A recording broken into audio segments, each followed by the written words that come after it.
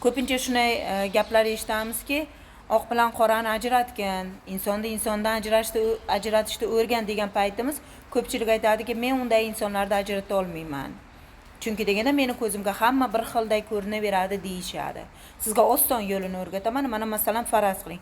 Jigarrang haqida gapirganingiz yoki ota-ona haqida gapirganingizda siz ularning ko'zlariga, yuzlariga ahamiyat bering. Agar ular qanaqadir nafratli ko'z bilan yo nafratli gaplar bilan o'zini yaqinlarini haqoratlayaptimi, unda bilingki, bunday insonlardan hech qachon yaxshilik chiqmaydi. Chunki deganda ota-onamiz kim bo'lishidan qat'iy nazar, u devonami, u buzuqmi, u ichkilikka berilganmi, kim bo'lishidan qat'iy nazar ota-ona bu ota-ona. Ota-onasini yomonlagan banda o'zi undan chiqdi yomon. Jigarlarini yomonlagan banda esa balkim o'zini biron bir aybi bordirki, jigarlarini yomonlayapti.